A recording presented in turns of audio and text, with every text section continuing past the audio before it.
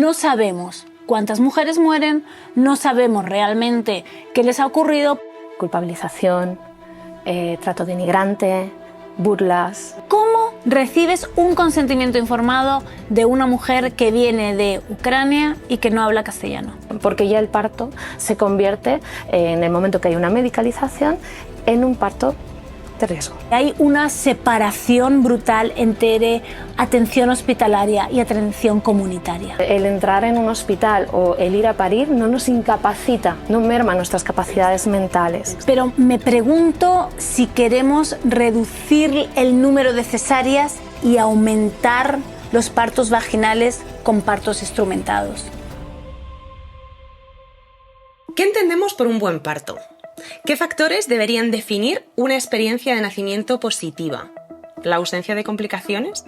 ¿La rapidez? ¿La comodidad? Durante mucho tiempo, el único criterio valorado fue que el bebé naciera con vida, como si todo lo demás fuera secundario, incluso el bienestar físico y emocional de la madre.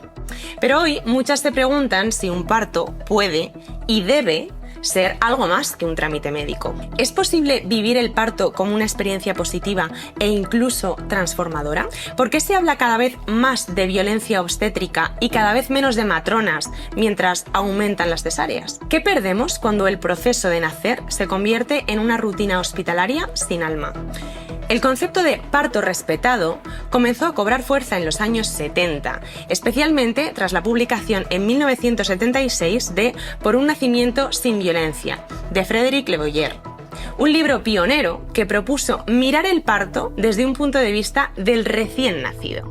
Desde entonces, muchas mujeres, profesionales y activistas trabajan para devolver al parto su dimensión humana y emocional, apoyadas tanto por la evidencia científica como por la experiencia colectiva. Hoy asistimos a un movimiento que reclama partos más conscientes, respetuosos y centrados en el bienestar de la madre y del hijo. Porque nacer y dar a luz debería ser algo más que sobrevivir. Debería ser hacerlo en las mejores condiciones posibles. Yo soy Alicia Población y esto es Recordis, un podcast en el que hoy hablamos de la violencia obstétrica.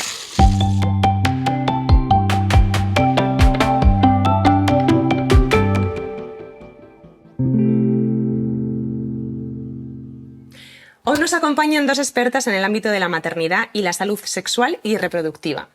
Por un lado, Elena Eguimi es consultora internacional en matronería para las Naciones Unidas, con más de 20 años de experiencia en formación sanitaria en salud materna a nivel global.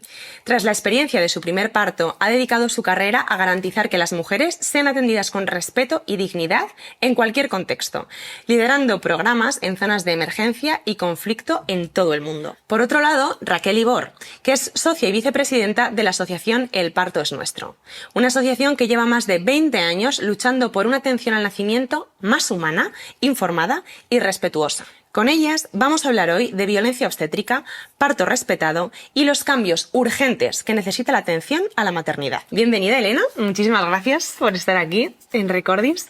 Yo quería empezar preguntándote, porque preparando la entrevista leía que según una encuesta, 6 de cada 10 mujeres afirman haber sufrido algún tipo de maltrato en alguna etapa de su maternidad. Entonces, claro, yo me preguntaba si tú dirías que España es un país peligroso para parir. Muchas gracias a ti, gracias Alicia por la invitación. Para saber si España es un país peligroso para parir, deberíamos dirigirnos y conocer las cifras de morbilidad y de mortalidad materna. Y así podemos ver si es un país peligroso o si es un país seguro.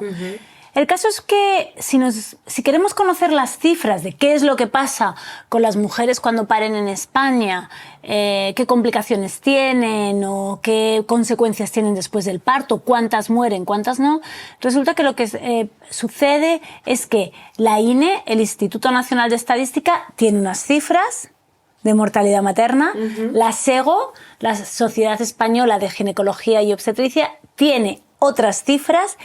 Y la GESO tiene unas cifras diferentes. La GESO es el Grupo Español de Seguridad en Obstetricia. Entonces, estas tres entidades nacionales barajan cifras diferentes. Vale. Así que realmente la cifra de morbilidad y mortalidad en España a día de hoy está infravalorada. No sabemos cuántas mujeres mueren, no sabemos realmente qué les ha ocurrido porque no hay una obligación por parte de los hospitales privados o públicos de llevar toda esta información a un sistema que recoja los datos. Claro. Entonces, si no sabemos lo que ocurre, no podemos entender cuáles son los factores de riesgo, no podemos sacar protocolos y guías específicas en estos factores de riesgo y nos guiamos por lo que pasa en otros lugares, ¿no? La guía NICE en el Reino Unido, nos guiamos por guías de otros países.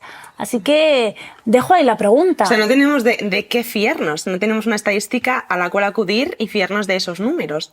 No tenemos unos números y unas estadísticas en España de lo que ocurre a las españolas y a las mujeres que paren en España. No tenemos estadísticas de qué está pasando con la población de mujeres magrebíes o con la población de las mujeres asiáticas que vienen de China o con las mujeres que vienen de países latinoamericanos. Todavía no hay datos. Nos guiamos por datos de otros países, por guías internacionales, pero no por guías nacionales. Y como te digo, las cifras son... hay muchísima diferencia entre los datos del INE y, por ejemplo, los datos de la Sociedad Española de Ginecología y Obstetricia. Bueno, yo no sé si utilizaría la palabra peligroso, pero sí utilizaría la palabra preocupante. Es muy grave que 6 de cada 10 mujeres tenga esa percepción de maltrato en su maternidad, embarazo, parto, posparto, puerperio o incluso crianza, ¿no? Porque esto indica que no estamos hablando de anécdotas o de casos aislados, sino que es un patrón estructural que está existiendo, que existe y que es muy grave que esto ocurra, ¿vale?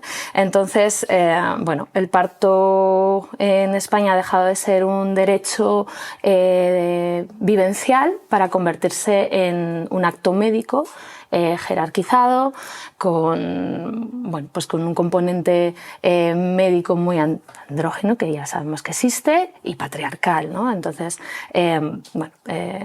eso hace que se deshumanice también los procesos, este proceso, y un proceso que además necesita de mucha humanidad, porque lo emocional en todo el proceso de la maternidad es muy importante, ¿no? Y, científicamente así se sabe y va muy ligado, ¿no? Entonces, deshumanizar estos procesos que implican esa necesidad de estar acompañada y de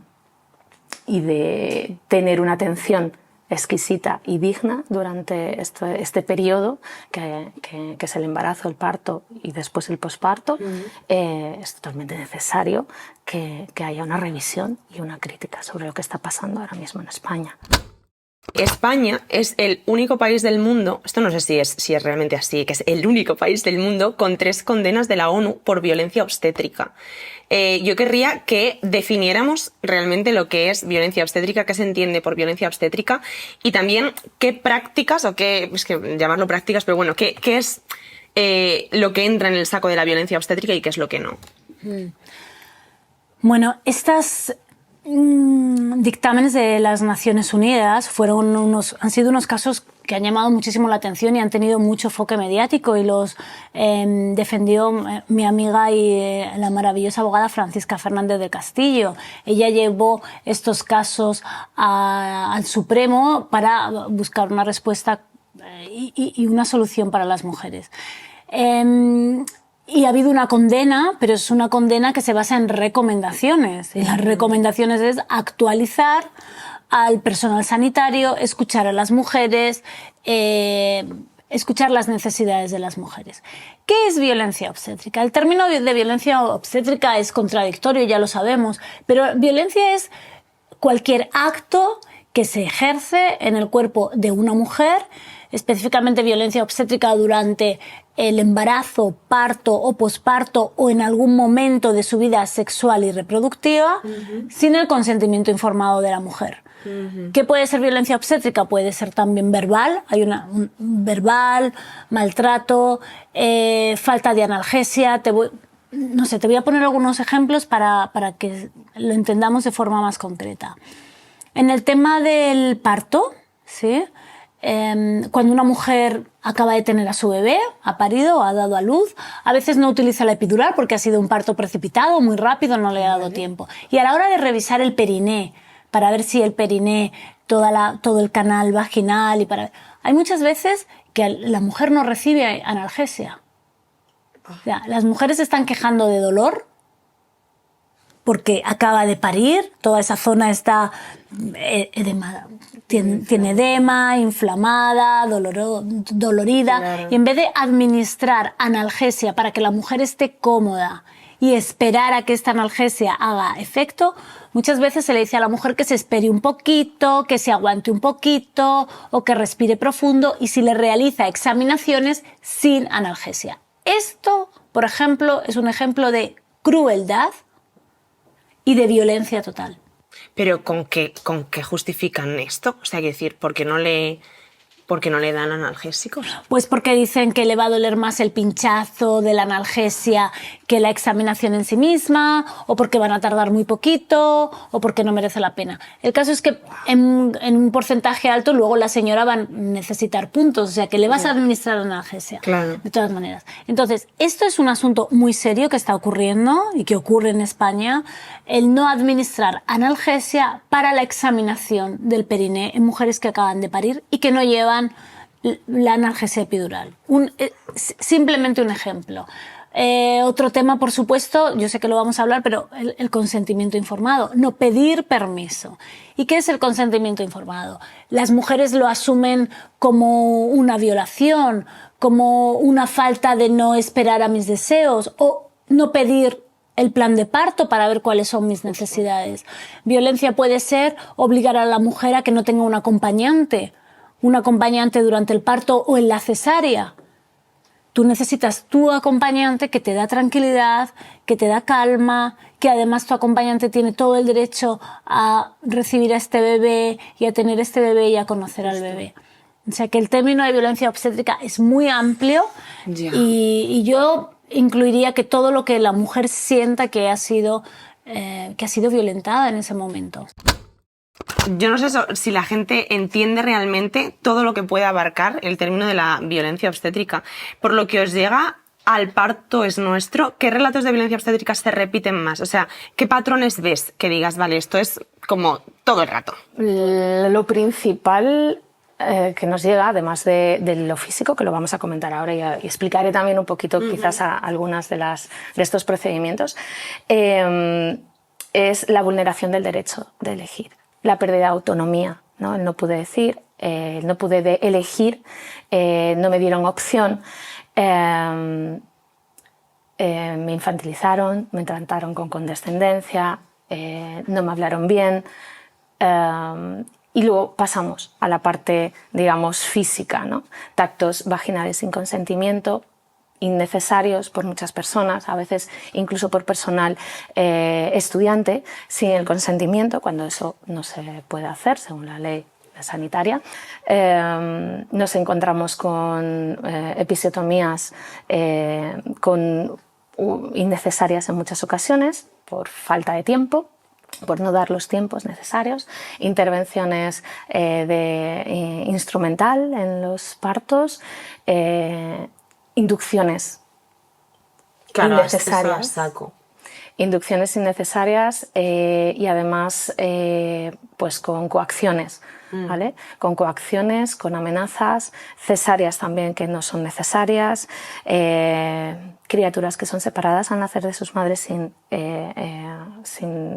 necesidad, culpabilización, trato denigrante, burlas, no validando el dolor que la mujer relata, de no escuchar a las mujeres a veces, pues en intervenciones que se creía que la anestesia o que en este caso la analgesia estaba funcionando y no estaba funcionando, como hay casos de cesáreas llevadas a cabo sin la anestesia y demás. Entonces, hay una amplia gama de relatos. También por cómo estamos educadas las mujeres, a lo mejor no estamos identificando que eso es violencia obstétrica. Vivimos tan acostumbradas a que ejerzan violencia contra nosotras. Totalmente. O sea, las mujeres que paren en hospitales universitarios y piensan que porque estás pariendo en un hospital docente puede realizarte un tacto vaginal todo el personal que está estudiando, ni muchísimo menos. No, ni muchísimo menos. Antes de tocar el cuerpo de una mujer, nada, ni una tensión arterial, ni poner un termómetro, nada. Siempre, siempre hay que pedir permiso. Hay que pedir permiso, porque si no es abuso. Y no estoy exagerando. Hay que pedir permiso. Es verdad que en el momento del parto es un momento pues muy delicado, hay momentos de mucha tensión, de agotamiento, que la mujer está muy cansada, si hay medicación y drogas de por medio, la mujer a veces no está como para entender todo lo que se le está explicando, quizá, ¿no? Y también hay mujeres que están en el mundo parto y no... Para eso el embarazo es el momento ideal. El embarazo es el momento ideal durante la gestación para recoger toda esta información. El profesional sanitario, la matrona, la mujer no tiene por qué estudiar y hacer un parto y hacer un máster, ¿no? Dice, es que las mujeres no vienen informadas. La mujer puede no tener ninguna información. Exacto. La mujer puede que ni siquiera hable tu idioma. Total. ¿Vale? Y tú como profesional sanitaria, yo como matrona, el obstetra como obstetra, el neonatólogo, pediatra, anestesista, tiene que ofrecer las mejores opciones a esta mujer y tener siempre un plan B en el caso de que la mujer diga no. Total. Porque la mujer no está obligada a seguir tus recomendaciones. La mujer puede aceptarlas o puede decir que no las quiere. Y entonces tú tienes que pensar qué voy a hacer si la señora no quiere seguir mi recomendación sanitaria. Y para ofrecer esta información a la mujer, tiene que ser una información en una terminología que ella lo pueda comprender. Exacto. O sea, mi papá es de Guinea Ecuatorial y yo, por supuesto, en Guinea se habla castellano, pero pienso muchísimo en las mujeres inmigrantes que no hablan castellano. ¿Cómo recibes un consentimiento informado de una mujer que viene de Ucrania y que no habla castellano? Es ilegal utilizar al marido como intérprete, eso no está contemplado. Entonces, ¿qué haces? ¿Qué debe hacer un país como España, con tantísima inmigración que tiene de mujeres que están pariendo y vienen de países de habla no hispana? ¿Cómo vas a informarles sobre las intervenciones que tú haces en otro idioma? Total. ¿Qué se está haciendo? Yo sé que hay lugares en los que hay folletos en diferentes idiomas, se utiliza traductores y esto hay que hacerlo y hay que desarrollarlo. Hay que desarrollarlo. Cuanto antes mejor. ¿Por qué? Porque la evidencia científica dice que cuando tú atiendes a una mujer y esa mujer no habla tu idioma, hay un porcentaje más alto, hay un riesgo más alto de mortalidad materna y de morbilidad materna. Esta mujer te va a decir que sí, muchas veces, pero no está entendiendo lo que le estás diciendo. O sea que tú quieres, el profesional sanitario quiere comunicarse con esa mujer, así que hay que buscar estrategias y hay que desarrollarlas. A veces me pongo muy tensa cuando dicen la información es poder, ¿no? En el momento que tú entras en un hospital, tu poder desaparece. ¿Vale? Hay un mecanismo de control muy grande en el estamento médico. Entonces, puedes tener toda la información, puedes saber que lo que están haciendo no es lo que tú quieres, puedes llevar tu plan de parto, un montón de cosas. Pero cuando estás allí, estás en indefensión, porque estás en un grado por debajo. La primera intervención es salir de tu casa, ¿no? Cuando llegas al hospital, la primera intervención, según te reciben, es poner una vía, aunque te niegues. Por protocolo se pone una vía. Ya en la propia estrategia de la atención al parto normal dice que no es necesario, pero por protocolo te lo ponen. Ahí ya se está creando una visión diferente. No entras ya como usuaria, ya eres una paciente. Tienes una vía, te vamos a dar una bata hospitalaria también. Son pequeñas cosas muy sutiles que no deberían de tener importancia, pero que sí la tienen en este proceso. En otros quizás no, pero en este sí la tienen. ¿Vale? Entonces, cuando tú llegas al hospital y se empieza a desencadenar, ¿no? esta serie de intervenciones, esta serie de prisas, cuándo has roto bolsa, Claro. cuántas horas llevas con la bolsa rota, bueno, pues te vas a quedar aquí, te vamos a poner la vía, todo empieza una mecánica de miedo, de indefensión, de lucha a veces. No quiero ponerme vía. Es que por protocolo te tenemos que poner la vía. Bueno, pero no quiero. Ya estamos. Ya estamos. La tensión también que se va creando. Eso se genera una tensión. Tu amígdala está activada. Total. Entonces, es muy probable que estés con niveles de estrés alto. El nivel de estrés alto genera cortisol y el cortisol es una enemiga completa de la oxitocina, que es la que tiene que fluir ahí, vamos, a raudales para que ese parto comience de forma fisiológica, para que ese parto se desarrolle de forma fisiológica y normal. Entonces, hay una serie de intervenciones que para evitarlas es muy complicado. Y luego también hay mecanismos de control que ya se tienen adquiridos en el estamento médico, como el chantaje, como la coacción. Y bueno, evidentemente, si se utiliza la coacción o se pone en duda que tú vayas a hacerlo mejor para tu criatura, bueno, pues ahí entra, exacto, claro. entra de nuevo el estrés y la amígdala. No, por favor, no, claro, hazme lo que sea necesario. ¿No? Cuando a veces no es necesario. Pero esa carta existe. Y esa carta se utiliza. Y se utiliza a diario, de continuo. Porque así te controlo. El miedo es un mecanismo de control. Yo creo que lo que ocurre en algunos lugares del país, no en todos, pero en algunos lugares del país en España, yo he estado hace poco en Murcia, formando a las matronas en Murcia, y hay un porcentaje altísimo de epidural. Prácticamente el 90% de las mujeres solicitan la epidural porque no hay otra cosa. Es que dicen, es que las mujeres en España piden mucho la epidural. Si no hay, ¿qué les das? Exacto. ¿Utilizas óxido nitroso? No. ¿Tenéis bañeras para hacer hidroterapia? No. ¿Utilizáis TENS? No. ¿Dais masaje? Entonces, ¿qué opciones le queda a la mujer? Claro que pide la epidural, porque la mujer en cualquier lugar, ella no quiere tener dolor. El parto es un momento muy intenso. Es muy intenso y hay que ayudarle con estrategias que calmen y que la mujer se sienta resguardada y cuidada. Y si la única opción que tienes es la epidural para calmar el dolor, ¿ok? Analgesia, no la pelota, no que te den una pelota y te sientas. Esto no es analgesia, la pelota de parto, ¿vale? Aplicarse oxitocina sintética de forma rutinaria tiene unos riesgos de los cuales las mujeres no somos informadas, ni previamente ni durante. ¿Vale?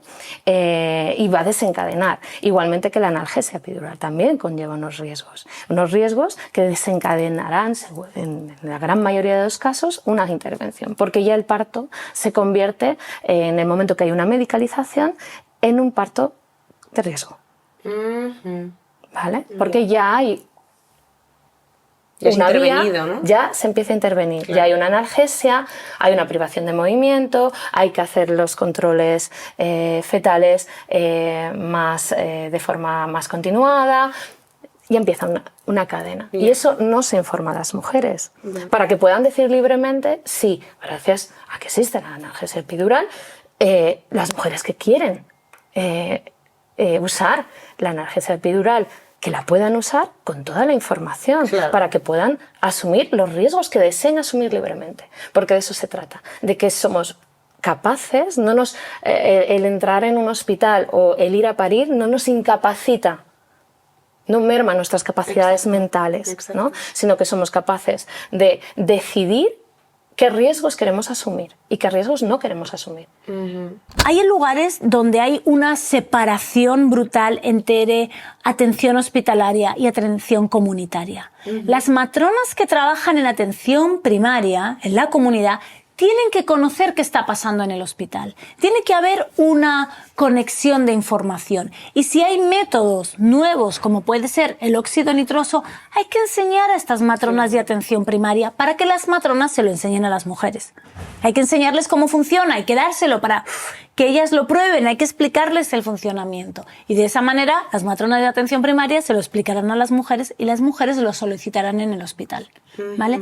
Pero si no hay ninguna comunicación entre el hospital y atención primaria o mínima, la mujer Cuando llega al hospital, lo único que le han contado es la epidural. Claro. ¿Qué es lo que está ocurriendo? Que la epidural se administran bloqueos de motor muy pesados, con mucha dosis. Y las mujeres tienen falta de movilidad. ¿Ok? Hay una falta de movilidad.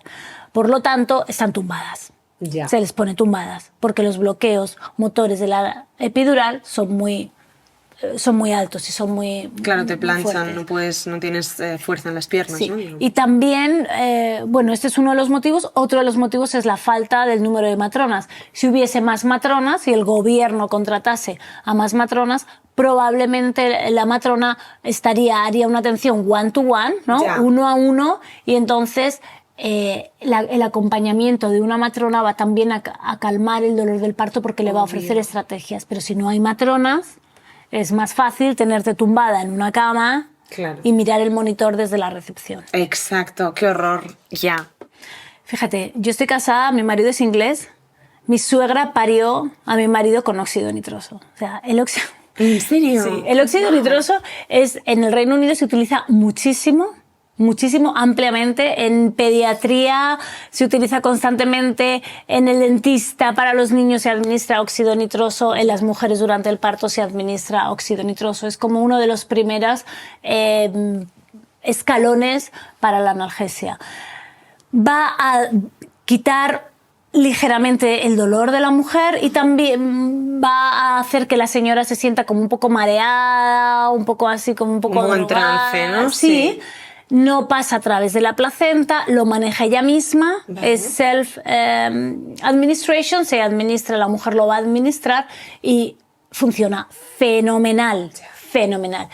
¿Qué es lo que ocurre con el óxido nitroso? Que es tóxico. ¿Okay? Si, por ejemplo, yo estoy atendiéndote durante tu parto y no exhalas el óxido nitroso en un sistema de circuito cerrado, Ajá. pues te puedes intoxicar. La Vale. persona que está alrededor se puede intoxicar. Así que el óxido nitroso debe inhalarse y exhalarse en un sistema de circuito cerrado. Y este desecho, en la exhalación, el desecho del óxido nitroso, que yo lo he probado y como paciente lo he usado también en Inglaterra, se ponen unas bombonas que luego el hospital desecha. ¿Qué es lo que ha ocurrido en España? Que se está administrando el óxido nitroso en muchos lugares sin el sistema de desechos correcto Amiga. y sin el sistema de administración adecuado, que es un sistema con un circuito cerrado. Todo lo que hablamos, ¿no? de todo el término de violencia obstétrica y demás, sí que es verdad que la OMS reconoce estas situaciones, pero leía, que ahora me dirás tú, ¿no? En su informe de 2014 como que evitaba utilizar explícitamente el término violencia obstétrica. Y luego, por otra parte, también leía que la Sociedad Española de Ginecología y Obstetricia, la SEGO, en su comunicado de 2021 rechazó rotundamente el uso del término violencia obstétrica porque lo consideraba inapropiado y tendencioso, como que era injusto porque sugería que había una intención deliberada del personal médico hacer daño. Entonces, claro, yo quería preguntarte qué opinas de todo esto y por qué hay esas reticencias a reconocer institucionalmente un término del que ya se habla. Muy bien, muy bien. Bueno, vamos a ponerlo en dos partes diferentes. Por un lado, la Organización Mundial de la Salud, que pertenece a Naciones Unidas, ¿vale? En el 2019, la relatora para los derechos humanos para las mujeres, la señora Simonovic, en el 2019, ella describió la violencia obstétrica, la terminología de violencia obstétrica, y fue una de las expertas internacionales que juzgó las actividades que estaban sucediendo en España. O sea que quizá la ONU OMS en el 2014 hizo una redacción de qué es la violencia y la agresividad y la falta de respeto con las mujeres, pero luego en el 19 su relatora, directamente su relatora, hizo esta descripción detallada de la violencia obstétrica. ¿Okay? Vale. Así que esto ya La OMS lo tiene reconoce. completamente. La reconoce OMS, UN Women también, y por supuesto el UNFPA, el Fondo de Población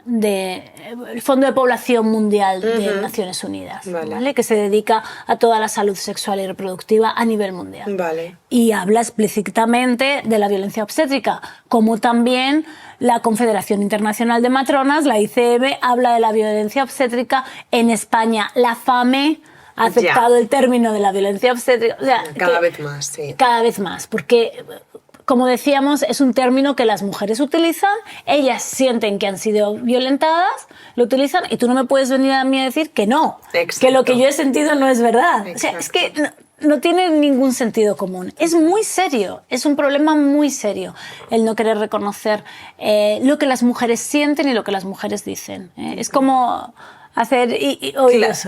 Claro. Esto por un lado. ¿Qué ocurre con la SEGO? Pues yo soy sanitaria, yo soy enfermera y además soy matrona, y yo no me siento, cuando una mujer viene y cuenta o leo un artículo sobre la violencia obstétrica, no siento que sea contra mí. Porque yo no violento a las mujeres. Entonces, no. Y hay muchísimas matronas, como yo también en mi parto, en el parto de mi primera hija, que han sufrido, que hemos sufrido nosotras mismas violencia obstétrica. Una violencia, un maltrato, un abuso durante el nacimiento de nuestras hijas y de nuestros hijos. O sea que está reconocido y es así. ¿Qué es lo que ocurre? Pues no lo sé, deben hacer un trabajo pues de ego y sobre todo de escucha. Sobre todo de escucha en las mujeres, ir a grupos, a agrupaciones y a asociaciones de mujeres como el Parto es Nuestro o el Observatorio de Violencia Obstétrica, en la que yo soy miembro, y escuchar las historias de las mujeres, que es lo que cuentan. Muy recientes, historias muy, muy recientes. Pero esto, Alicia, me acuerdo que alguien dijo, una directora de un colegio, me lo contó así, me dijo: Elena, en mi colegio hay bullying, y yo no digo que no lo llamemos bullying porque es mi colegio. Correcto. Yo soy la directora de centro y no digo no porque mis estudiantes... No, existe. Sí. Vamos a reconocer el problema para buscar una solución. Exacto. Y esta comparativa, esta metáfora que hizo con el colegio y el bullying, la violencia obstétrica, los ginecólogos, es buenísima. No, bueno, existe. En 2022 se propuso una reforma de la Ley de Salud Sexual y Reproductiva para incluir la violencia obstétrica, pero el término fue eliminado. Entonces, otra vez, el término es eliminado. ¿En qué punto estamos legalmente? Pues legalmente sigue sin estar reconocida en todo el Estado español, aunque la Ley Autonómica de Cataluña y Ley también Autonómica de Valencia sí registran, ¿no? ese término, pero nos falta la estatal. Y al final, si no está legislado, hay impunidad legal, las víctimas no pueden ser reparadas, no son reconocidas, no son validadas. Esto es gravísimo. Y una cosa, ahora que dices lo de, o sea, ¿se recoge en la ley autonómica de más lugares? O sea, solo en Cataluña y Valencia. ¿Pero por qué ha habido más movimiento allí? O sea, hay que decir, ¿qué ha pasado allí que no haya pasado en otros lugares? Pues entiendo que la voluntad política es diferente. Ya. Igualmente que cuando se participó en la elaboración de esta ley de salud sexual y reproductiva, la voluntad política era de incluir la violencia obstétrica en la ley. Las presiones que se recibieron, no sé si recordáis, fue un bombardeo en los medios de comunicación y demás, en contra, ¿no?, del término, en contra de incluirlo. O sea, fue como muy brutal. Fue una presión que no se supo sostener y al final se quedó fuera. Y esto tiene implicaciones, eso, no solamente para las víctimas, sino de cara a las instituciones, el poder crear comités de estudio, el poder crear indicadores de violencia obstétrica, el poder detectar la violencia obstétrica en las actuaciones, en las intervenciones. Se trata de salud pública y se trata de derechos humanos. ¿Qué información esencial debería recibir una mujer durante el embarazo y el parto para tomar decisiones libres y no condicionadas por el miedo? Porque hablábamos de esto de la carta del bebé muerto, ¿no? En plan de, claro, cuando a ti te dicen que tu bebé, tu criatura, tiene riesgo de muerte, el consentimiento informado a lo mejor se tambalea un poco, ¿no? Entonces, ¿qué información esencial dirías que es necesaria? Bueno, yo te voy a responder a tu pregunta, pero antes de ello yo quiero explicar a todas las personas que nos están escuchando que los sanitarios, las matronas, los médicos, los obstetras, los ginecólogos están ahí para ayudarte, para ayudarnos y que quieren lo mejor, ¿ok? Ellos quieren y nosotras, yo como matrona quiero un resultado bueno, quiero una mujer que esté contenta, un bebé sano, o sea que ese es mi objetivo y ese es mi trabajo y yo estoy segura que el del resto de los compañeros también. Aunque en el camino a veces se realicen intervenciones con un poquito de falta de ética o de maneras que no deberían ser, pero este es el fondo. El fondo es que queremos una madre sana y un bebé sano. La información, como hay tanto por estudiar y tanta información, yo sí me basaría en el plan de parto. En el plan de parto. ¿Por qué, Alicia? Porque el plan de parto comienza desde el inicio, desde que estoy embarazada o incluso antes. Vamos, yo sin ninguna duda recomiendo, yo misma lo hice, yo lo recomiendo así a las mujeres y a las matronas les digo también que ayuden a las mujeres mucho antes del embarazo, preconcepcional. ¿Vale? Cuidado preconcepcional. ¿Cómo voy a llegar al embarazo en las mejores condiciones? Mucho antes de quedarme embarazada. Si es que a lo mejor, qué sé yo, tengo que cambiar mi dieta, tengo que cambiar de hábitos, tengo que cambiar de lugar donde vivo, tengo que cambiar de lugar donde trabajo para cuidado preconcepcional, tanto de la mujer como del hombre, ¿sí? O de la pareja que va a cuidar de ese bebé. ¿Por qué? Porque la mujer va a estar en las mejores condiciones posibles para el embarazo. Antes de quedarse embarazada. Claro. Ahí ya vas a tener muchísimas, va a ser una ayuda enorme. Y luego, sin desarrollar el plan de parto, escribirlo. No tienes que hacerte un máster, ni tienes que hacerte ahora una tesis de todo, pero sí viendo de qué es cada cosa, qué conlleva cada intervención, cuál es tu preferencia, si tienes dudas, siempre anotar las dudas en un cuaderno y luego preguntarlo a la matrona. Yo recomiendo muchísimo que las mujeres pidan ayuda a sus profesionales sanitarios más que ir en Google y buscar a doctor Google por ahí, porque hay tanta información que puede ser un poco como overwhelming, ¿no? Exacto, sí, que te abruma un poco. Sí, abrumadora, hay tanta información que no sé por dónde empezar. Entonces no te puedo decir que es ABC, sino que el plan de parto es una guía muy cuidadosa, ¿sí? Que te la puedes descargar pues desde en la estrategia del parto normal del Ministerio de Salud hay un plan de parto, se puede descargar y rellenarlo y ahí está la información como bastante detallada, ¿no? El nacimiento, igual que la muerte, es un misterio. ¿Vale? Es muy importante que entendamos que el parto es incontrolable. No se puede controlar. No sabes cómo te vas a sentir. No sabemos cómo ese bebé va a responder. No sabemos que influyen muchos factores. Así que tu plan de parto es una guía, por supuesto. No quiere decir que se vaya a cumplir a rajatabla, porque lo que vale es tu decisión verbal en el momento. A lo mejor tú en el plan de parto has escrito no quiero epidural y no quiero que nadie me la ofrezca. Y luego cuando estás allí pides por favor epidural, ¿no? Vale. Claro. Entonces es una guía, pero tú no sabes cómo van a ir las cosas, ni nadie realmente lo sabemos. O sea que entramos en esta parte tan hermosa del nacimiento, de lo místico, ¿eh? Y es así, de lo místico, de lo incontrolable, que no se puede controlar, y del misterio, que no sabemos qué va a pasar. Así que como guía tú puedes presentarlo y puedes exigir que las personas que te atiendan lo lean. Okay, eso sí, por favor, ¿te has leído mi plan de parto? Es importante que te leas el plan de parto. Tengo puntos que quiero que se respeten del plan de parto. Lo puedes decidir tú y también lo puede decir tu pareja. Vale, hablemos de el plan de parto. Que yo esto no sabía que existía, pero claro, es fundamental. Entonces, ¿qué es lo que más se pide en el plan de parto? O sea, o lo que más se tiene en cuenta, más bien. Vale. ¿Y qué utilidad real tiene en el sistema actual? Vale, vamos a empezar solamente explicando lo que es el plan de parto. El plan de parto nace desde la Estrategia de Atención al Parto Normal.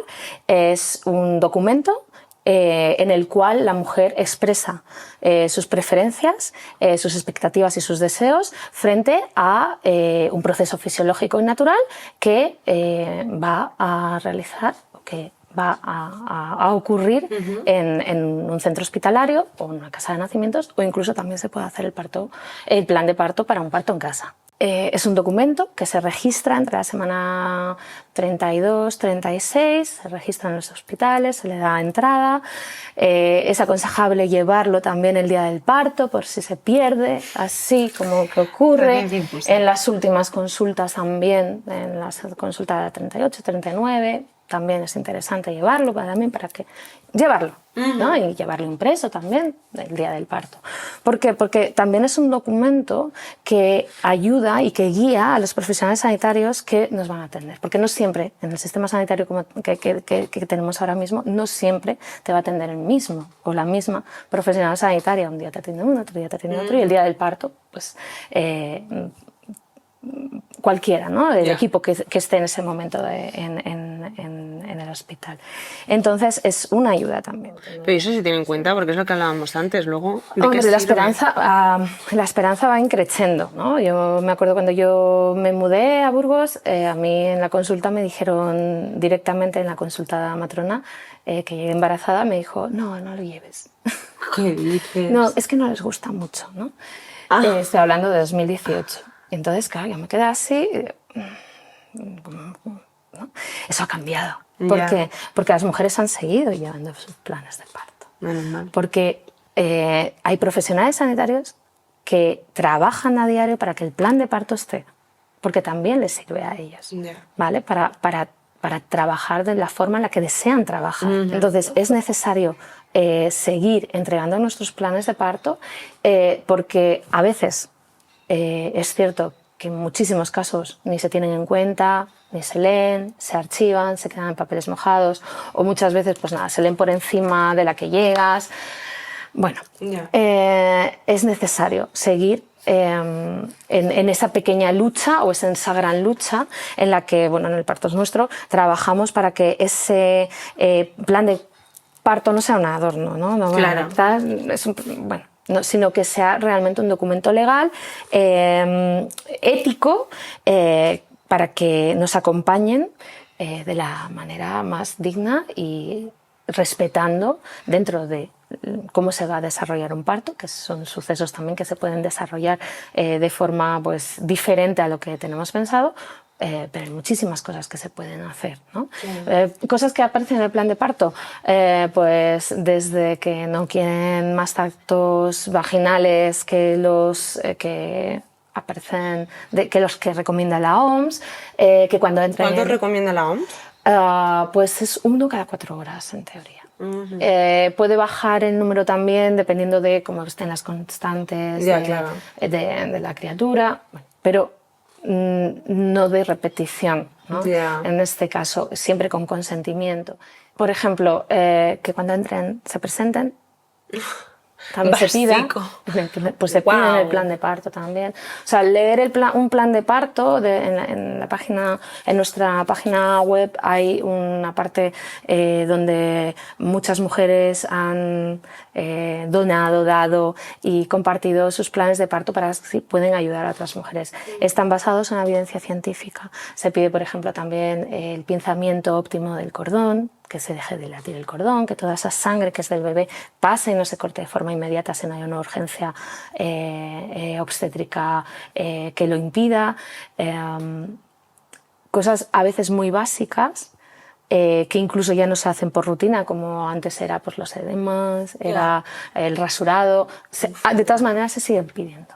Y no está de más pedirlo. En el caso de cesáreas, por ejemplo, siempre es importante que aunque en el hospital no haya el protocolo de acompañamiento a la cesárea, o no haya cesáreas humanizadas, como se llaman, que en el plan de parto pidamos, exijamos estar acompañadas a la cesárea, sea de urgencia. Eso no leí que era por ley, o sea que está recogido, ¿no? Está recogido en la guía, que la mujer tiene derecho a estar acompañada en cualquier tipo de parto. Sea cesárea, claro, porque o sea, ahí está en la carta de no es un quirófano, aquí no puedes entrar en plan el acompañante, ¿no? La primera cesárea acompañada fue en el 2009, en el 12 de octubre. Estamos hablando de 2009. En una investigación publicada por el diario.es en 2022 revelaba que 28 hospitales españoles superaron el 45% de partos por cesáreas entre 2010 y 2020, que es una barbaridad. Entonces, claro, no sé hasta qué punto esta intervención a cesárea responde a necesidades médicas reales. Y claro, teniendo en cuenta también que el embarazo y el parto es un proceso fisiológico que puede tener riesgos y también puede implicar decisiones rápidas, no sé hasta qué punto podemos hablar de esos límites de en qué momento dices, va, ahora cesárea. O es en plan de, es que me viene mal que sea 25 de diciembre, entonces no van a nacer niños el 25 de diciembre ni en fin de semana, ¿no? Este tipo de cosas que también se han visto. ¿Tú qué opinas de todo esto? ¿Qué está pasando con las cesáreas? Es un tema muy controvertido porque están aumentando y siguen aumentando. Y no es por riesgo materno ni por riesgo fetal todas las veces, por supuesto que no. Hay otros condicionantes. Pero me pregunto si queremos reducir el número de cesáreas y aumentar los partos vaginales con partos instrumentados. Claro. ¿Vale? Te lo digo porque las inducciones están aumentando, las inducciones se aumentan, el provocar el parto a veces son fallidas, ¿sí? Y a veces queremos reducir el número de cesáreas para subir el número de partos vaginales y es que resulta que este parto vaginal o muchos de estos partos vaginales, como es un parto inducido en el que el bebé no está preparado para nacer o se va a realizar un parto instrumental con forceps o coventosa con el daño altísimo de riesgo en los esfínteres y con mujeres incontinentes, ¿vale? Entonces, es un tema controvertido. En el Reino Unido también está aumentando muchísimo en los últimos años, ha doblado prácticamente la cifra de los partos por cesárea. Entonces, yo no tengo una respuesta ni tengo la solución. No tengo una respuesta ni tengo la solución. Pero lo que sí me gustaría es ir un poco a la frase de esta autora estadounidense que se llama January Harsey, que dice, leí esto y me gustó y lo traigo aquí para ti, para tus oyentes, que ella dice, no me importa qué tipo de parto tienes, no me importa si eres un parto en casa, una cesárea programada o si has tenido una cesárea de urgencia, un parto en el hospital con epidural o si has parido en el medio de la selva al lado de un cervatillo. Lo que me importa es que estés acompañada y que te hayas sentido escuchada en tus decisiones y que hayas sido respetada. Totalmente. Entonces, Alicia, un parto por cesárea, que la mujer lo ha decidido, porque a veces son maternal request, a veces la mujer lo ha decidido por motivos, porque ha tenido un parto previo que ha sido traumático, porque la mujer ha sido abusada sexualmente en la infancia, porque tiene la pelvis rota, por varios motivos. Si la mujer ha sido atendida, si ella se siente respetada, si ella se siente escuchada, si ella está contenta con el parto que ha tenido y siente que ha tenido la información suficiente para decidir, yo creo que eso sería un buen parto, ¿vale? Que eso es fundamental. No queremos reducir el número de cesáreas para aumentar los partos vaginales, que en muchos casos son partos asistidos con partos instrumentales, con forceps, con ventosas, que van a dañar gravemente el perine de las mujeres. Es importante saber en el hospital que decidamos, nuestro hospital de referencia, saber qué tasas de cesáreas tienen, qué tasas de inducciones. Es cierto que muchos hospitales no lo tienen de forma pública y a veces pues ni siquiera te lo dan. Entonces, bueno, es interesante saber a dónde vamos a ir a parir. Es lo que nos toca. No debería ser así, repito, pero es lo que nos toca, saber dónde vamos a parir, qué tasas tienen, cuáles son los protocolos, y es importante saber que los protocolos no son ley. Quiere decir que los protocolos es una medida que tienen cada hospital, en cada hospital es diferente, para tener una forma homogénea de actuar en ese hospital. Saber qué protocolos existen. No es lógico que exista un protocolo, por ejemplo, de inducción por bolsa rota en un hospital 24 horas, en otro 48 y en otro 6. Claro. No, esa falta de homogeneidad genera una discriminación muy importante. Y si tú no sabes que te puedes negar a una inducción a las 6 horas, si todo está bien, si el bebé está bien, si tú estás bien y puedes seguir esperando, pues lo más normal y lo que va a pasar casi seguro, es que tengas una inducción a las 6 horas de bolsa rota. Mientras que en otro hospital te van a decir, bueno, tú tranquila, que tienes 24 horas. Esto también es importante, cómo se te plantea esto. Claro. Porque tú llegas con bolsa rota sin contracciones y te dicen, tienes 6 horas. Y en 6 horas inducimos. Espada de Damocles sobre tu cabeza y sobre el reloj, que tú estás viendo clic, clac, cómo van pasando los minutos, las horas, y eso no comienza. Eso genera estrés. Volvemos a lo que hablábamos antes. El estrés genera cortisol, el cortisol, oxitocina se va fuera. Entonces nos encontramos que es bastante difícil, ¿no? el que se dé la posibilidad de que te pongas de parto. Yo ahora quería hablarte del conocido como caso Oviedo, que ganó notoriedad cuando una mujer fue trasladada bajo custodia policial al hospital para una inducción del parto en contra de su voluntad. Yo cuando leí esto no lo conocía, me pareció brutal, creo que además no es un caso aislado, y me parecía curioso porque en relación a esto señalabas en una entrevista que sería muy útil una serie de Netflix que mostrara los beneficios del parto en casa a través de una historia pues de una mujer común que elige no dar a luz en un hospital, ¿no? Y creo que esto ayudaría también porque creo que hace mucho toda la industria fuera de lo medicalizado, toda la industria cultural hace mucho en cómo concebimos nuestra realidad, ¿no? Entonces creo que concienciaría mucho sobre otras formas de parir y sus aspectos positivos. Entonces yo quería preguntarte, ¿qué beneficios ofrece el parto en casa frente al hospitalario? ¿Y por qué crees que todavía aún muchas mujeres lo ven como una opción arriesgada? Lo que ocurrió en Oviedo fue trágico. Fue trágico y hubo un precedente, por supuesto, un antes y un después en la psique de todos y todas las españoles o personas que nos interesamos en el tema materno-infantil. Fue muy, muy grave, fue muy grave. Y a nivel internacional se vio como un atraso.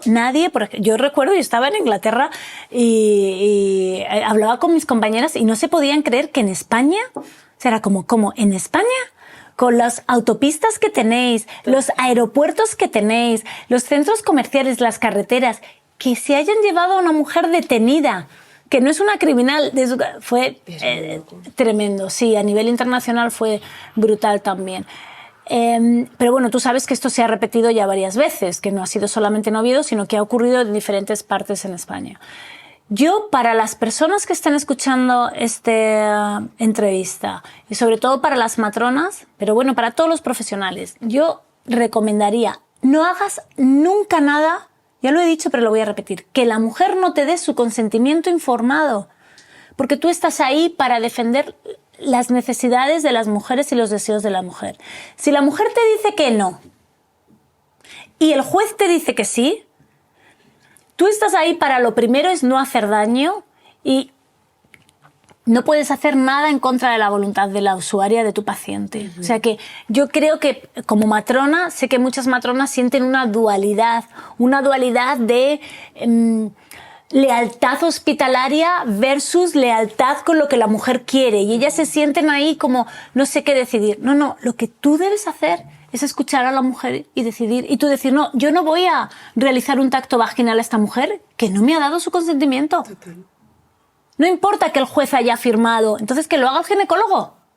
Que venga otra persona, pero tú niégate, no hagas nada nunca. Esto mensaje directo a las matronas, que la mujer no te dé su consentimiento. Lo del caso Oviedo fue terrible, la mujer terminó en una cesárea, estamos perdiendo nuestros derechos, vamos hacia atrás, tenemos por favor que ver a la mujer como una persona adulta con los derechos humanos y con derecho a decidir. Esto es por un lado. Es verdad que si viésemos, porque ella no quería realizar una inducción artificial, pero ella estaba yendo a monitores y ella tenía una relación con el hospital. No es que fuese una loca que no quiere ir al hospital, que también estaría en su derecho si no quiere ir. Pero bueno, lo que ocurre es que hay una falta de conocimiento del parto domiciliario. Vale. ¿Okay? Cada vez hay más y por supuesto hay comunidades autónomas en España donde hay grupos de matronas como Alpac, que son activistas, y como el parto en casa, que hacen mucha divulgación del parto domiciliario, pero tenemos que verlo más. En primíparas también, en las mujeres que van a tener a su primer bebé, historias alegres, buenos resultados, escuchar sus experiencias. El parto en casa, cuando es atendido por un profesional sanitario cualificado que está preparado para manejar una emergencia, da mejores resultados que el parto hospitalario. Evidence-based, evidencia científica. Y ya está. No, es muy difícil que te siga hablando de este tema porque mayor satisfacción de la mujer, menos complicaciones, menores intervenciones, mejor posparto, el parto en casa atendido por un equipo ¿okay? de matronas mayoritariamente preparados para atender partos en casa, comparado con el parto hospitalario. Hablamos de mujeres que llevan embarazos sin complicaciones, con bebés que están sanos. Pero bueno, esto del sentido del riesgo, ¿no? Esto también es otro tema muy, muy interesante de, no, tú tienes factores de riesgo porque estás gorda y tienes que ir al hospital. Bueno, pues es que yo mi gordura no la siento como un riesgo, soy muy alta. ¿Es un factor ¿está considerado factor de riesgo? Sí, la obesidad mórbida, sí, dependiendo del peso, sí, un alto índice de masa corporal muy alto estaría considerado. Como a lo mejor en algunos lugares, quizá en España, consideran también la edad, ¿no? Mujer añosa. Entonces, mujer añosa, es que eso, mi madre fue. Y claro, y el otro día también una amiga hablaba y digo, es lo de embarazo geriátrico. Tía, también como hablar en esos términos es como un poco heavy, ¿no? Sí, yo creo que está cambiando, ha cambiado. Vamos, yo sin ninguna duda que debe cambiar y está cambiando.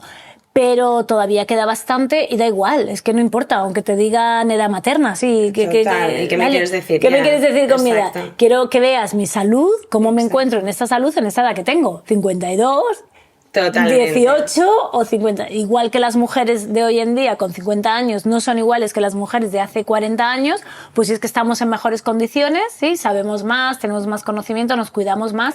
Tenemos que cambiar estos límites de riesgo y no asumirlos tanto a las complicaciones, sino mirar estos cuidados y estas intervenciones de manera individualizada. Y para el parto domiciliario es fundamental.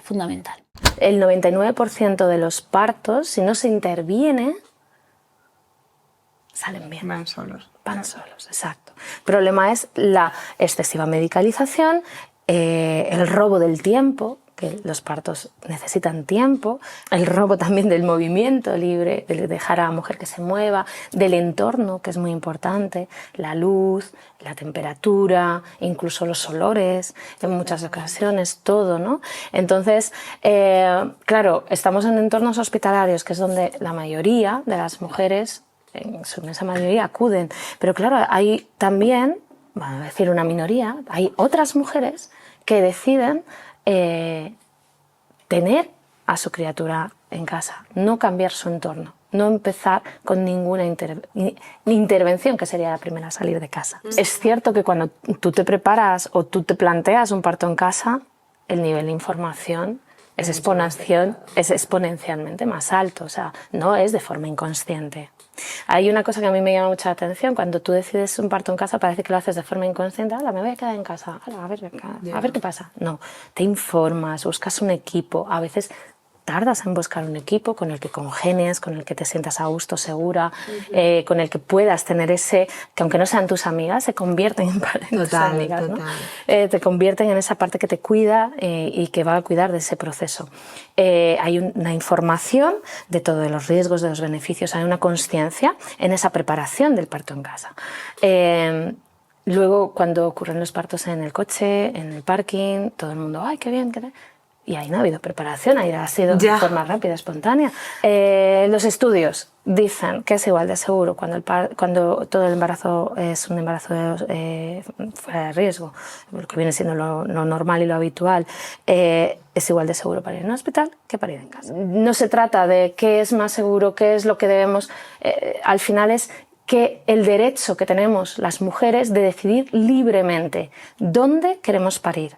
En casa de nacimientos, en un hospital público, en un hospital privado, en una clínica, autogestionado también, si lo decide. ¿Vale? Cada mujer es libre de decidir dónde, con quién, cómo ¿y en qué momento parir? Entonces, yo creo que tenemos que poner el foco en cuál es el derecho, que se está vulnerando el derecho a la libertad de decisión en los procesos sexuales y reproductivos. Está vulnerando un derecho humano. La coacción es mucho más sutil. Bueno, es que esto va a ser lo mejor. Bueno, va a ser lo mejor, ¿por qué? ¿Para qué? Claro. ¿Para quién? Que eso es un poco infantilizar también, ¿no? En plan de tú hazme caso a mí, Sí. que yo sé. O yo te voy a dar una ayudita, ¿no? Como ocurre, por ejemplo, con las Christeller, ¿no? Te dicen, ¿te vas a hacer una Christeller? Defínenos qué es una Christeller. Vale, una Christeller es, bueno, no sé, incluso en alguna película lo habréis podido ver, es cuando personal sanitario o el personal que está atendiendo se sube encima de la mujer, encima de la barriga, en el fondo uterino, para empujar al bebé hacia abajo. Generalmente suelen las mujeres, evidentemente, estar en litotomía, o sea, boca arriba, que dificulta muchísimo el parto, para empujar al bebé para que salga. Esto conlleva lesiones físicas importantes. Las más habituales suelen ser rotura de costillas, a veces rotura en el fondo de rotura de útero, o sea, una serie de secuelas físicas importantes, pero es que también hay secuelas, aparte de que es muy doloroso, también hay secuelas emocionales muy importantes cuando ocurren este tipo de prácticas agresivas y violentas. Es verdad que ahora cuando te dicen, te voy a hacer una Christeller, ahora te dicen, te voy a hacer una ayudita, vamos a hacer un poquito de hueco. Ah, Y te claro. sonríen. Entonces, bueno, pues claro, me estás sonriendo. Ya. No me va a... ¿no? Claro, Estás claro. llevando una Christeller, ¿no? O te vamos a poner una ayudita. Bueno, ¿qué me estás poniendo? No me digas que me estás poniendo una ayudita, dime qué me estás poniendo, ¿no? ¿Qué medicación me estás... Total, claro. No ocurre en otros ámbitos. O sea, en cardiología no ocurre en traumatología. Te explican si te van a operar de menisco, cómo va a ser la operación, lo que te van a poner, qué anestesia es, si local, si general, te lo explican todo, pero aquí no. Y aquí se están haciendo cosas fuera de la evidencia científica, cosa que también en otros ámbitos de la medicina no ocurre. En el momento que hay una evidencia científica de que este tratamiento o esta actuación es en beneficio, el protocolo cambia de inmediato. En la ginecología, en la obstetricia no está ocurriendo, porque nos lo estamos encontrando a diario. Entonces esto es grave y hay que trabajar en ello. Nos queda mucho camino aún por hacer. Quería hablar contigo del papel real de la matrona dentro del sistema sanitario. ¿Qué hace realmente una matrona? ¿Qué es realmente una matrona? Que habrá gente que lo sepa y gente que a lo mejor no lo tenga tan claro. Sí, Alicia, es verdad que hay gente que lo sabe, hay gente que no lo tiene tan claro, hay gente que le interesa el tema del parto, hay gente que no le importa ni un pimiento, pero mira, yo siempre digo, sobre todo cuando me dirijo a público que no es específico materno-infantil, yo siempre digo, todos venimos de una mujer. Todos venimos del cuerpo de una mujer. Nadie crece de una semilla ni de una planta. Así que este tema tan importante de la salud sexual y reproductiva, por favor, escucha, atiende y danos un punto de importancia porque somos la mitad de la población y toda la población viene de un útero y a través de una vagina o a través de un útero. Total. Vale, así que imagínate si yo estoy apasionada de este tema e Eso es intento importante. siempre involucrar a las personas en este asunto. Las matronas, los matrones, parteras profesionales, en otros países se llaman obstetras, obstétricas, da igual el nombre. Profesional sanitario que atiende partos cualificado a nivel universitario o en centros docentes hospitalarios. Tienen diferentes competencias en diferentes países. Por ejemplo, en el Reino Unido, donde yo me he formado, he estudiado allí, he trabajado allí y he desarrollado mi carrera profesional, sobre todo el inicio, está más enfocado en embarazo, parto y posparto. Y tiene muchísima autonomía. La matrona en Reino Unido es muy autónoma. Tiene unidades de parto lideradas por matronas, donde solamente están matronas y auxiliares. Unidades de parto a veces dentro del hospital, unidades de parto o casas de parto a veces fuera incluso del hospital, ¿ok? Y ellas, con matronas muy experimentadas, atienden los partos, hay buenos resultados, a las mujeres les encanta parir en las unidades de parto lideradas por matronas. ¿Okay? Existen estos modelos. No es que todo sea perfecto, porque no lo es. No quiero decir que en Inglaterra sea perfecto, no lo es. En el NHS tiene muchos problemas.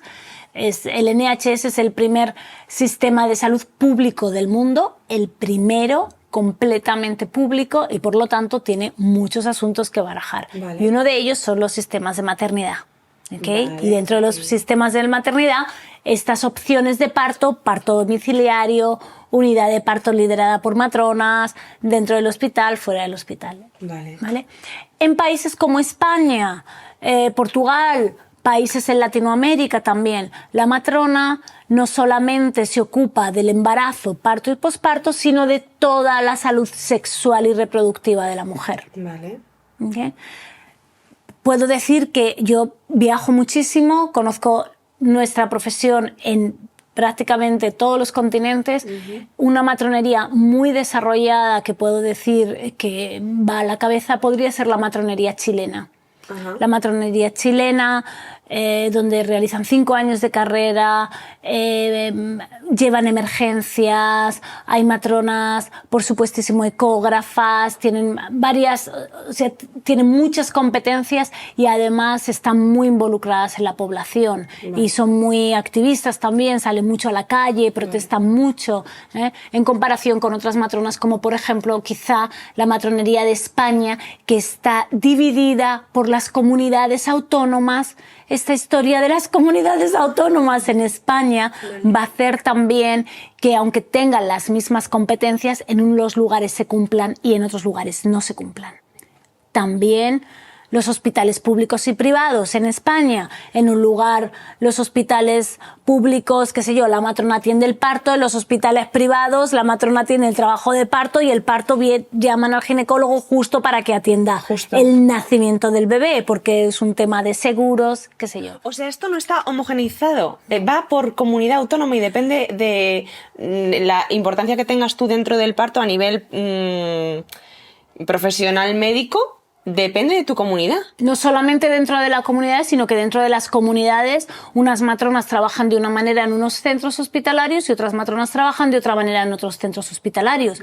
Todas tenemos las mismas competencias, hay en unos lugares que se desarrollan y en otros no. ¿Okay? ¿Esto qué hace? Esto hace que la matronería en España, en lugares, por ejemplo, como en la Comunidad de Madrid, se esté reduciendo las competencias y tengan menos autonomía. ¿En qué ejemplos, por ejemplo? En la atención, en las clases de atención materno-infantil o materno, en las clases de preparación al parto durante el embarazo. Que hay lugares donde las mujeres en los servicios públicos pues es que no tienen clases de preparación al, maternal. O sea que hay mucha variabilidad y yo creo que esta variabilidad no es beneficiosa para las matronas, sino que al contrario perjudica. Actualmente, fíjate, hace un mes la Organización Mundial de la Salud ha publicado un documento internacional sobre el papel de los diferentes modelos de matronería que hablábamos antes. Diferentes modelos de matrona.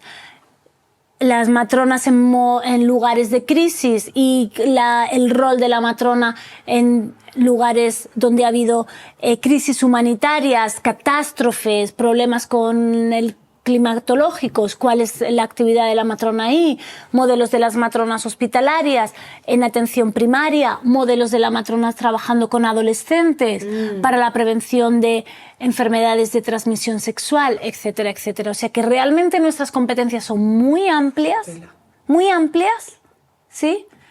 Pero dependiendo de dónde estén, las vas a desarrollar o no. Desde tu punto de vista como formadora, ¿qué información y qué conocimientos crees que faltan dentro del sector que no se están dando, que se está tardando en dar? ¿Qué formación falta? Por un lado, formación actualizada, continua, obligatoria, ¿vale? No que yo quiero hacer un masaje de bebé, no, obligatoria emergencias obstétricas, obligatoria sutura perineal, obligatoria fisiología del parto, y las matronas tienen que ver cómo es un parto sin intervención, sin medicalizar un parto, sin intervención, cómo se alumbra una placenta de manera espontánea, sin medicación. Eso es fundamental. Okay. Las matronas tenemos que realizar investigación, tenemos que recoger datos. No hace falta hacer lo digo siempre, continuamente, no es necesario hacer un estudio aleatorio comprobado que te lleve 5 años. No, pregunta a las mujeres que vienen a tu consulta, ¿están contentas con el trato que han recibido? ¿Han conocido el nombre de las personas que han entrado? ¿Han llamado a la puerta? ¿Se han presentado con el nombre? ¿Se han sentido escuchadas? Pregunta a las mujeres que atiendes. Un formulario sencillo, o sea, no hace falta hacer cosas demasiado complicadas porque las mujeres, las matronas, pues tenemos nuestra vida, nuestra familia, y ya sabemos que quien hace estudios prácticamente son siempre hombres. Entonces hay que ayudar a las matronas a desarrollar investigación, a contar lo que están viviendo y lo que está pasando en sus consultas, cómo están atendiendo a las mujeres, cuáles son las necesidades como matronas, sí, que lo están diciendo. Bullying, falta de escucha, le están diciendo, falta de autonomía. No les dejan, a las matronas no les dejan atender como ellas quieren. A mí me gustaría que nos dieras un poco de esa mirada internacional que tienes cuando has hecho formación y programas de emergencias obstétricas en países como Etiopía, como Somalia, como Sudán del Sur. ¿Cómo se está logrando el cambio de paradigma también en otros lugares? Fíjate que me hablas de lugares donde he estado con unos problemas bélicos enormes. Cuando estuve en Sudán del Sur, pues tienen un campo de refugiados gigante donde las mujeres no paran de parir. Claro. ¿Vale? Se quedan embarazadas, da igual que estén en unas tiendas de campaña o que estén entonces con unas dificultades y unos factores sin agua potable, por supuesto sin baños, sin electricidad, o sea, en unas circunstancias muy, muy, muy difíciles. Y muchas veces las personas que atienden, ¿no? Las matronas, a veces no hay matronas, sino que hay personas entrenadas como, qué sé yo, que va a ayudar a hacer, pues eso, a la lactancia materna, va a ayudar a aprender los signos y síntomas de infección para entonces avisar al personal sanitario, porque el personal sanitario no da abasto, no da abasto. Entonces hablamos en Sudán, que es el país del mundo con la mortalidad materna más alta del planeta, ¿no? O en Etiopía con todos los problemas tan graves que tienen con las fístulas vaginorrectales o con la mutilación genital femenina. O sea que estamos hablando de realidades muy complicadas donde las matronas, las enfermeras, los médicos hacen un trabajo sensacional por mantener a la madre y a ese bebé vivo y con unas realidades que nosotras ni nos imaginamos. Y yo cuando voy también, pues trabajo con otros equipos que están directamente, yo trabajo con los equipos de salud que están directamente en contacto con la población, ¿vale? Y ahí entrenamos y practicamos y les muestro la evidencia científica, qué es lo que hay, cuáles son los mejores medicamentos para, pues eso, para prevenir una hemorragia posparto o para pararla. Y otra cosa que hemos hablado antes, ¿no? De la preconcepción, cómo tenemos que ayudar a que esa mujer llegue al embarazo, ¿sí? Y que desarrolle el embarazo para reducir que muera desangrada durante el parto. En 2023, ¿no? Creo que se cumplieron 20 años del Parto es Nuestro. Entonces, ¿qué logros, qué retos ves hoy en día dentro de la asociación? Yo creo que queda mucho por hacer, pero también... y hay una trayectoria, claro. Son 20 años. Esto comenzó con unas valientes mujeres que continúan, ¿no? Siendo valientes todas las que están ahí, que desde una sororidad, yo creo que es que maravillosa, hace 20 años, empezaron a trabajar juntas para que a ninguna otra mujer les ocurriera lo que a ellas les ocurrió en sus partos. Entonces me parece una sororidad increíble y en la trayectoria en estos 20 años, todo lo que se ha conseguido a nivel social, a nivel legal también y a nivel político. Se ha estado en la elaboración de la estrategia en el año 2006, la estrategia de atención al parto normal, en las revisiones posteriores, en acciones formativas. Ahora mismo se está realizando también una revisión de la estrategia y ahí estamos trabajando en el comité con otras compañeras y con expertas, ¿no?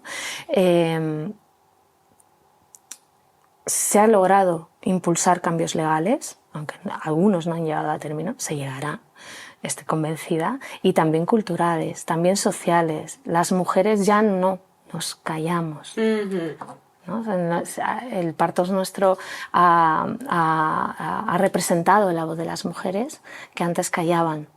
Se ha conseguido visibilizar la violencia obstétrica, ponerla encima de la mesa. Y es una lucha global, no solamente nos quedamos aquí. En todos los encuentros internacionales con las otras asociaciones que a nivel internacional pues estamos a través de ENCA, por ejemplo, nos nutrimos unas de otras, vemos lo que está pasando en un país, en otro, cómo se van mejorando los puentes de comunicación, cómo se van elaborando diferentes leyes, cómo podemos, ¿no?, incidir en materia política o en materia legal, ¿no?, para conseguir que los derechos humanos, que los derechos sexuales y reproductivos de las mujeres, que el derecho a la libre elección sea efectivo, sea real. Por terminar la entrevista también con esta parte de esperanza en que sí está cambiando el paradigma, que sí que están cambiando las cosas, ¿cómo definirías tú un buen parto y hacia dónde creo que ya lo has dicho mucho, ¿no? En plan, yo creo que es la escucha lo fundamental, pero bueno, por si quieres añadir algo más, te doy el espacio de definir eso, el buen parto y caminar hacia lo que es un buen parto. Puedo pensarlo desde madre, como mujer. Yo he parido 2 veces, tengo 2 hijas, tuve un parto hospitalario y un parto domiciliario y soy matrona y atiendo partos en el hospital y también he atendido partos domiciliarios. Y yo creo que un buen parto es cuando la mujer se siente segura. Una mujer que se siente segura, que se siente acompañada y que se sienta escuchada, ¿sí?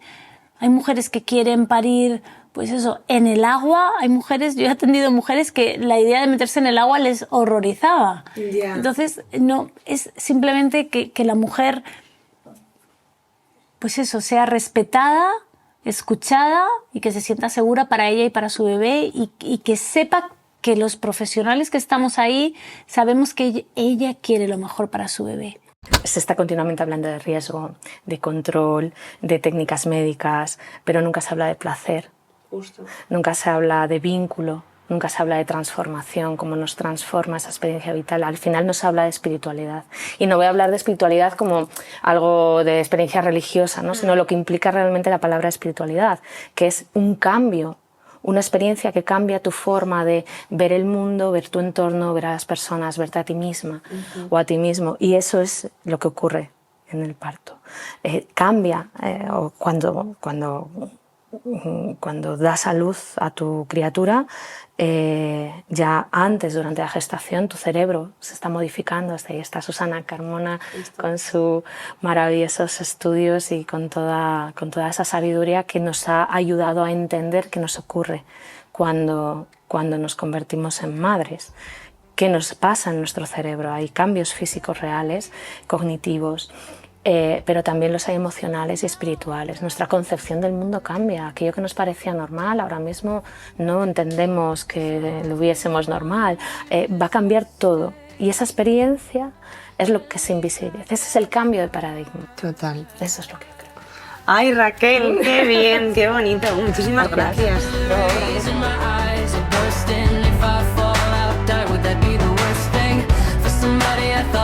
My savior, you sure make me do a whole lot of labor. The callous skin on my hands is cracking if I fall out, and would that be a bad thing? And the silent sounds of a chain gang that you make me do too much labor.